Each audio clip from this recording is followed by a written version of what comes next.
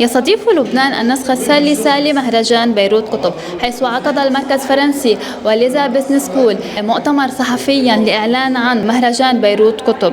ويستمر المهرجان من 22 إلى 26 تشرين أول، ومن المتوقع حضور عدد كبير من الكتاب الشعراء والفنانين والمفكرين.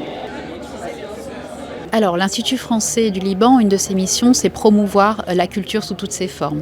Et une des manières de le faire, c'est ce festival Beyrouth Livre. Cette année, nous allons célébrer la 3e édition qui se tiendra du 22 au 26 octobre. Nous sommes particulièrement émus de tenir cette édition. Il faut se rappeler que l'année dernière, malheureusement, le programme était prêt, mais l'actualité tragique nous avait contraints à annuler. Et ce festival, on le veut vraiment ouvert à tous. L'accessibilité, c'est le mot principal. Il est gratuit et puis il va non seulement dans des lieux à Beyrouth, mais aussi sur l'ensemble du territoire au plus proche des Libanais et des Libanaises. Donc ce festival, il y a à la fois une programmation grand public ouverte à tous, donc vous trouverez des lectures, des colloques et des débats d'idées, des pièces de théâtre, des concerts et également un programme vis-à-vis des écoles. Donc c'est important pour nous, les auteurs invités, il y en a 80 cette année d'auteurs et d'autrices qui vont aller aussi dans les écoles, dans les universités, aux 4 coins du pays, à la rencontre des jeunes, à la rencontre des élèves pour faire des ateliers. Et puis pour ces auteurs, qui pour beaucoup c'est la première fois qu'ils viennent au Liban, donc c'est une occasion aussi de découvrir le pays sous toutes ses facettes.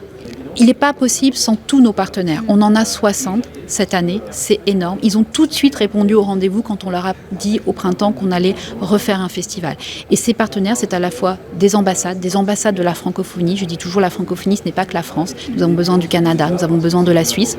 C'est aussi les organisations internationales comme l'OIF, les mécènes pour nous accompagner depuis toujours sur nos activités culturelles, les libraires et les acteurs du livre ici au Liban. On ne ferait rien sans eux.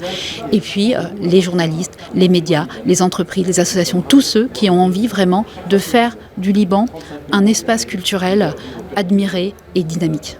On espère, on vous attend nombreux, en tout cas au festival. J'ai conscience à quel point l'actualité peut parfois être difficile, lourde, mais avec ce festival, on veut créer ces espaces de respiration, ces espaces où les gens se retrouvent et un temps oublient un peu le quotidien difficile pour pouvoir s'amuser et prendre beaucoup de plaisir autour de la littérature.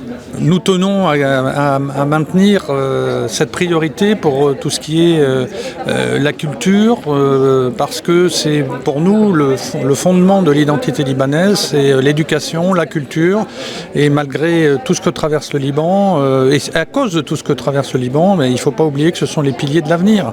Les jeunes, une certaine idée du Liban dans cette région où le chaos s'est installé, et pour nous c'était important de continuer ce festival pour montrer que le Liban a toute sa place, et que l'éducation et la culture sont des marques de fabrique très fortes pour ce pays. On dit venez nombreux.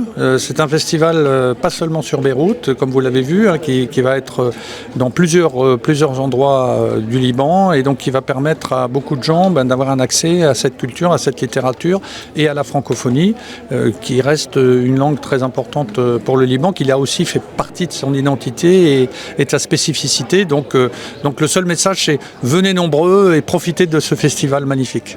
Ça, la clé du succès, je ne sais pas. C'est aux Libanais de décider si c'est un succès. Je pense que ce qui est intéressant, c'est que ça touche beaucoup de public, ça touche les jeunes, et puis c'est à travers tout le pays. Et donc je pense que c'est ça aussi. Nous allons au plus près des Libanaises et des Libanais, et je crois que ça fait partie, bien entendu, de son succès et de sa popularité. Un parcours extrêmement prolixe, puisqu'elle a côtoyé à la fois les maisons de luxe, les éditions, l'illustration pour les enfants, pour les adultes, mais aussi le cinéma, la pub. Et donc on est particulièrement heureux qu'elle nous ait fait C'était important pour nous aussi d'être avec le ministère de la Culture, qui nous ouvre les